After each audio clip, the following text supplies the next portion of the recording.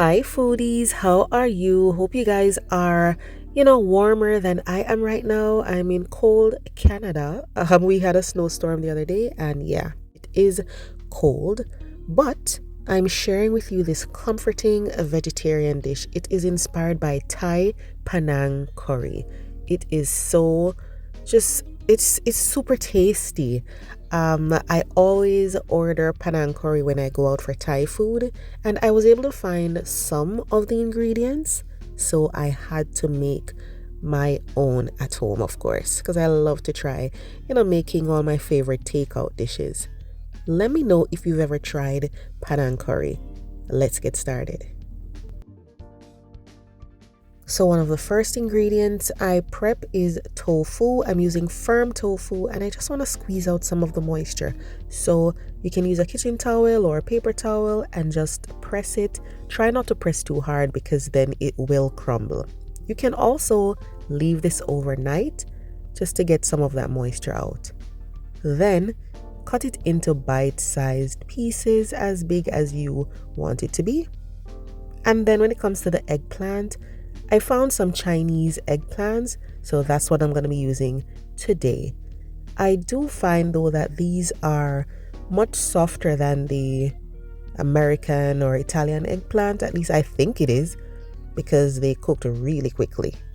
So if you do end up using the Chinese eggplants like I did, just bear that in mind and cut them larger or cook them for less time.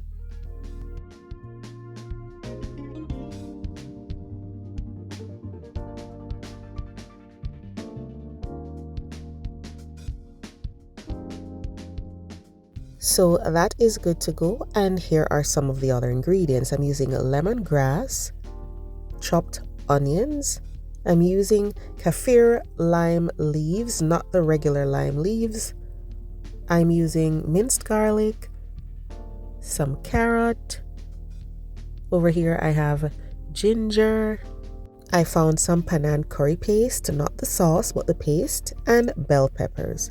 So the first thing I do, guys, is I fry the tofu in oil just to get it crispy on the outside, just to, change the texture a bit, get it a little firmer so it doesn't disintegrate in the sauce when it's simmered. So just keep turning them and cook all the pieces until they're golden brown and set them aside. Then for the eggplant, we do the same thing. Just fry it up until it gets some color. If you need a little more oil, you can add it. If you don't, then don't add any more oil. At this point, guys, we're just trying to get some color on the eggplant. Don't worry about cooking it completely because it cooks really easy and we're going to simmer it later. So just try to get a little color on there. So I added a little more oil to the pot and I'm going to be cooking the onion with the garlic and the ginger. And you just want to saute it until the garlic is just slightly golden. Then add the curry paste. If you can't find the curry paste and you find a jar of Panang curry sauce, then go ahead and use it. But I prefer to get the paste, and I just stir this around for about 2 minutes because this is a very small batch. Then after that, I go in with my spices. I'm adding turmeric, I'm adding cumin, coriander powder, a little cloves, a little cinnamon and black pepper, because I know the curry paste is very flavorful, but I just want to add a little more flavor to the curry. Now I'm adding some lemongrass slices. If you can find it, use it. And I have some kaffir lime leaves. You can cut this in strips or you can just crush it. These are not regular lime leaves, so try to find the kaffir lime leaves in the grocery store. And now you can add your coconut milk or coconut cream, give it a stir, and decide if you want to add a little more of those spices. Now I do add black pepper to it, and for salt I use fish sauce or a little soy sauce. If you want it completely vegan, then of course just use regular salt. I'm gonna add brown sugar, give that a stir, and then I'm gonna add diced potatoes. Now the potatoes are completely raw, okay? They're gonna help to thicken the curry, but they're also gonna make it more filling, okay? Then in goes the tofu. I add some basil, fresh basil for sure. And then I'll cover the pot and allow the potato to cook.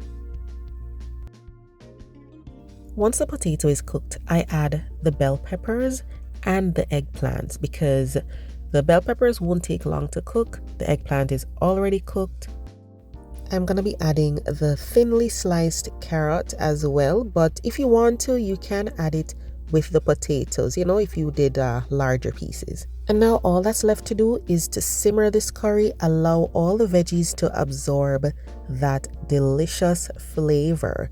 You finish it off with some crushed peanuts if you want to, but I didn't bother. I just added some, you know, fresh basil and some fresh lime juice.